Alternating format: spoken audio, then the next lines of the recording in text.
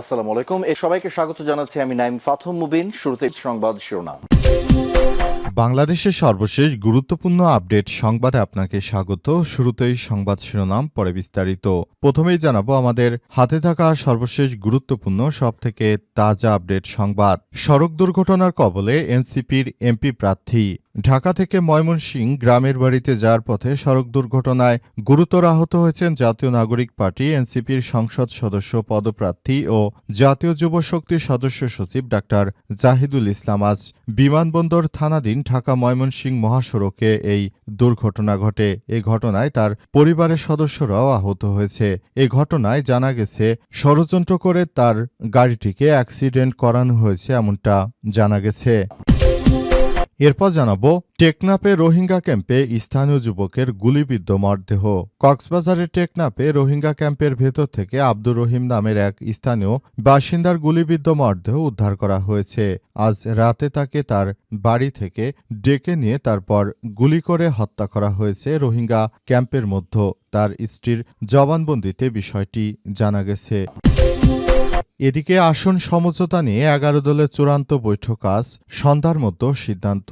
ত্রয়োদশ জাতীয় সংসদ নির্বাচন সামনে রেখে আসন সমঝোতা চূড়ান্ত করতে শেষ ধাপে পৌঁছেছে জামাতের নেতৃত্বাধীন ১১ দলীয় জোট। আজ ১৪ই জানুয়ারি দুপুরে জোটের শীর্ষ নেতাদের যৌথ বৈঠক হওয়ার কথা রয়েছে। সেই বৈঠক শেষে সন্ধ্যার মধ্যে সিদ্ধান্ত জানাবে তারা। জানাবো ঢাকার ৪ পয়েন্টে ৭ কলেজের শিক্ষার্থীদের সড়ক অবরোধ, যান চলাচল বন্ধ। পূর্বঘোষিত কর্মসূচি অনুযায়ী প্রস্তাবিত ঢাকা সেন্ট্রাল ইউনিভার্সিটি অধ্যাদেশ জারির দাবিতে রাজধানী সায়েন্স ল্যাব, ফার্মগেট, টেকনিক্যাল মোড় ও মহাখালীতে সড়ক অবরোধ করেছে সরকারি ৭ কলেজের শিক্ষার্থীরা। এবং সর্বশেষ জানাবো বিক্ষোভে উত্তাপ জ্বলছে ইরান, নিহত ২,৪০০ আন্দোলনকারী বলছে মার্কিন সংবাদ সংস্থা। মার্কিন সংবাদ সংস্থার পক্ষ থেকে জানানো হয়েছে যে বাংলাদেশের অভ্যন্তরে নতুন করে সংঘাত শুরু হয়েছে। সংঘাতে প্রতিনিয়ত অসংখ্য মানুষ মারা যাচ্ছে। এই মানুষ মারা যাওয়ার মধ্য দিয়ে মার্কিন যুক্তরাষ্ট্র এবার ইরানকে কঠোর সতর্কবার্তা দিয়েছে। ইরানের বিদ্রোহীদের পক্ষে অবস্থান নিয়েছে মার্কিন যুক্তরাষ্ট্র।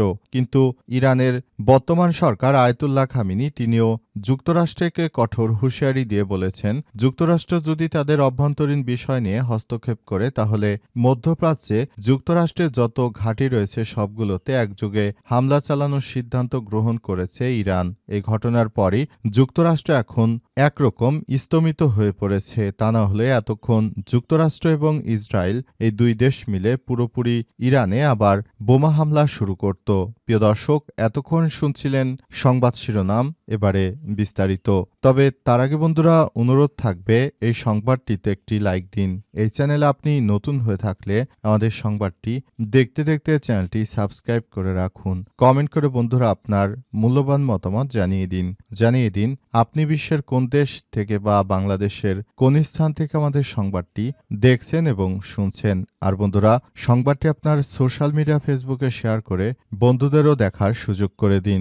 গাজা যুদ্ধে আপনি যদি নিরীহ ফিলিস্তিনিদের ভালোবেসে থাকেন কমেন্টে ইয়েস লিখে বিশ্ববাসীকে জানিয়ে দিন। এবারে বিস্তারিত। সড়ক দুর্ঘটনার কবলে এনসিপির এমপি প্রার্থী। ঢাকা থেকে ময়মনসিংহে গ্রামের বাড়িতে যাওয়ার সময় সড়ক দুর্ঘটনায় আহত হয়েছেন জাতীয় নাগরিক পার্টি এনসিপির সংসদ সদস্য পদপ্রার্থী ও জাতীয় যুব শক্তির সদস্য সচিব ডাক্তার জাহিদুল ইসলাম। আজ বিমানবন্দর থানাধীন ঢাকা ময়মনসিংহ মহাসড়কে এই দুর্ঘটনা ঘটে। এই ঘটনায় ডাক্তার জাহিদুল ইসলাম ছাড়াও তার স্ত্রী ও ছোট ভাগ্নে শরীরের বিভিন্ন স্থানে আঘাতপ্রাপ্ত হয়েছেন। তবে কারো শারীরিক অবস্থা উদ্বেগজনক নয় বলে জানা গেছে। ঘটনার পর সবাই প্রাথমিক চিকিৎসা নিয়েছেন। দুর্ঘটনার বিষয়টি নিশ্চিত করে ডাক্তার জাহিদুল ইসলাম জানান, মঙ্গলবার রাতে প্রাইভেট কারে করে তারা সবাই ঢাকা ময়মনসিংহে গ্রামের বাড়িতে যাচ্ছিলেন। রাত ১টার দিকে তাদের বহনকারী প্রাইভেট কারটি বিমানবন্দর থানাধীন ঢাকা ময়মনসিংহ মহাসড়কের বলাকা ভবনের সামনের ফ্লাইওভারের মুখে পৌঁছালে হঠাৎ পেছন থেকে একটি কাভার্ড ভ্যান সজোরে তাদের ধাক্কা দেয় এবং টেনে হিস্ট্রে অনেক দূর সামনে নিয়ে যায়। তবে প্রাইভেট কারটি বিভিন্ন অংশ দুমড়ে মুচড়ে যায় এবং তারা আহত হয়েছে। তিনি আরও জানান, এই ঘটনার পরপরই ওই কাভার্ড ভ্যানের চালক পালিয়ে যায়। তবে কাভার্ড ভ্যানটি জব্দ করেছে বিমানবন্দর থানা পুলিশ। এই ঘটনায় ইতিমধ্যেই কাভার্ড ভ্যান চালক এবং মালিকের নামে একটি মামলা করা হয়েছে বলেও জানিয়েছে জাতীয় যুবশক্তি সদস্য সচিব ডাক্তার জাহিদুল ইসলাম। আসন্ন ত্রয়োদশ জাতীয় সংসদ নির্বাচনে ময়মনসিংহ ১১, ঢাকা ১১ দলীয় জোট মনোনীত এনসিপির প্রার্থী। নির্বাচনের আগে এমন ঘটনা কোনো ধরনের ষড়যন্ত্র কিনা কিংবা তাকে হত্যার চেষ্টা করা হচ্ছে কিনা সে বিষয়টি জানার জন্য তদন্ত করা হচ্ছে। টেকনাফে রোহিঙ্গা ক্যাম্পে স্থানীয় যুবকের গুলিবিদ্ধ মরদেহ। কক্সবাজারের টেকনাফে রোহিঙ্গা ক্যাম্পের ভেতর থেকে আব্দুর রহিম নামের এক স্থানীয় বাসিন্দার গুলিবিদ্ধ মরদেহ উদ্ধার করা হয়েছে। আজ ভোরে টেকনাফের হিলা নয়াপাড়া রেজিস্ট্রার ক্যাম্পের বিকাশ মোড় এলাকায় একটি মরদেহ উদ্ধার করা হয়। নিহত আব্দুর রহিম ক্যাম্প সংলগ্ন স্থানীয় এলাকার বাসিন্দা। তার শরীরে গুলি এবং ছুরিকাঘাতের একাধিক চিহ্ন পাওয়া গেছে বলে নিশ্চিত করেছে পুলিশ। নিহতের স্ত্রী সারা খাতুন জানান, মঙ্গলবার রাত ৯টার দিকে এক বন্ধুর ফোন পেয়ে বাড়ি থেকে বের হয়েছিলেন রহিম। এরপর রাতভর তিনি আর বাড়ি ফেরেননি। বুধবার ভোরে স্থানীয়দের মাধ্যমে খবর পান যে রোহিঙ্গা ক্যাম্পের ভেতরে রহিমের মরদেহ পড়ে আছে। তবে কোন বন্ধু তাকে ডেকে নিয়েছিল সে বিষয়টি তাৎক্ষণিক কিছু জানাতে পারেননি তিনি। এ ঘটনার পর এপিবিএন আর্মড পুলিশ ব্যাটালিয়ন সদস্যরা মরদেহটি উদ্ধার করে টেকনাফ মডেল থানা পুলিশের কাছে হস্তান্তর করে। এই ঘটনার পরই ওই এলাকায় পরিস্থিতি থমথমে অবস্থা বিরাজ করছে। সবাই যার যার জায়গা থেকে রোহিঙ্গাদের ব্যাপারে নিজেদের মধ্যে আরও সচেতনতা বৃদ্ধির চেষ্টা চালিয়ে যাচ্ছে। রোহিঙ্গারা যখন থেকে বাংলাদেশে এসেছে, টেকনাফের এলাকায় খুন খারাপি সহ নানা রকম অপকর্ম প্রতিনিয়ত ঘটছে। রোহিঙ্গারা বাংলাদেশে আসার পর তারা মাদক কারবারির সঙ্গে অনেকভাবে সংযুক্ত হচ্ছে। তারা প্রতিনিয়ত মাদক কারবারিদের সঙ্গে সংযুক্ত হয়ে তারা এক প্রকার পরিস্থিতি খারাপ করার চেষ্টা করছে। এই ঘটনা তারা এমন একটি সময় ঘটিয়েছে যখন সামনে আর মাত্র কয়েকদিন পর জাতীয় সংসদ নির্বাচন। দেশের অভ্যন্তরে নানাবিধ সমস্যা তৈরি করার চেষ্টা করছে রোহিঙ্গাদের এই ধরনের কর্মকাণ্ড নিয়ে সাধারণ জনগণ এখন অনেক বিব্রতকর পরিস্থিতির মধ্যে পড়েছে। আসন সমঝোতা নিয়ে ১১ দলের চূড়ান্ত বৈঠক আজ সন্ধ্যার মধ্যেই সিদ্ধান্ত। ত্রয়োদশ জাতীয় সংসদ নির্বাচনকে সামনে রেখে আসন সমঝোতা চূড়ান্ত করতে শেষ ধাপে পৌঁছেছে জামাতের নেতৃত্বাধীন ১১ দলীয় জোট। আজ দুপুরে জোটের শীর্ষ নেতাদের যৌথ বৈঠক হওয়ার কথা রয়েছে।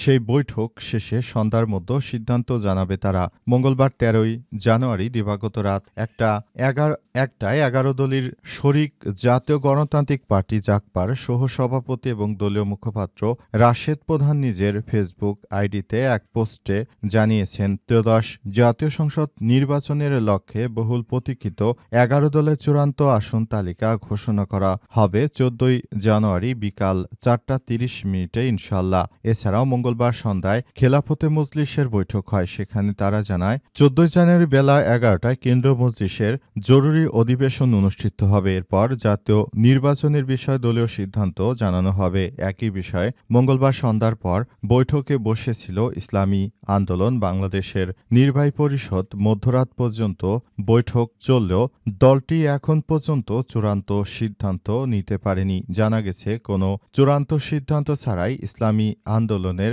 মিটিং শেষ হয়েছে। বুধবার তাদের সর্বোচ্চ নীতি নির্ধারণী ফোরামে সিদ্ধান্ত আসবে। মঙ্গলবার দলটির জামাতের সঙ্গে এবং নিজস্বভাবে বসলেও এখনও চূড়ান্ত সিদ্ধান্ত নিতে পারেনি দলটি।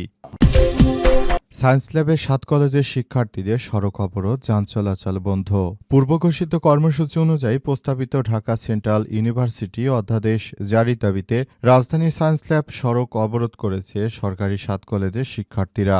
আজ দুপুর ১:৩০টার দিকে ঢাকা কলেজ থেকে মিছিল নিয়ে এসে সায়েন্স ল্যাব মোড়ে অবরোধ কর্মসূচি শুরু করেন তারা। এতে সায়েন্স ল্যাব এলাকায় যান চলাচল বন্ধ হয়ে গেছে।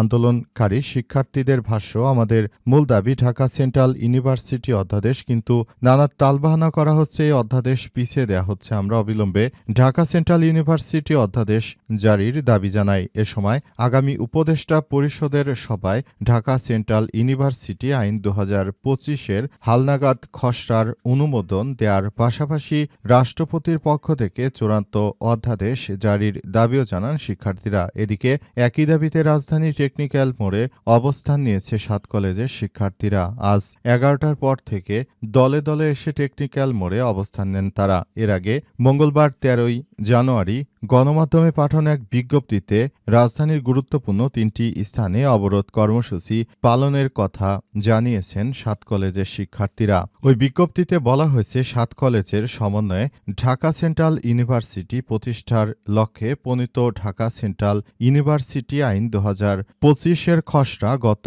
24শে সেপ্টেম্বর শিক্ষা মন্ত্রণালয়ের মাধ্যমিক ও উচ্চ শিক্ষা বিভাগের ওয়েবসাইটে প্রকাশ করা হয়। খসড়াটি প্রকাশের পর এ নিয়ে পক্ষে বিপক্ষে নানা আলোচনা ও বিতর্ক শুরু হলে শিক্ষা মন্ত্রণালয় সংশ্লিষ্ট সব স্টক হোল্ডারদের সঙ্গে একাধিক পরামর্শ সভার আয়োজন করে।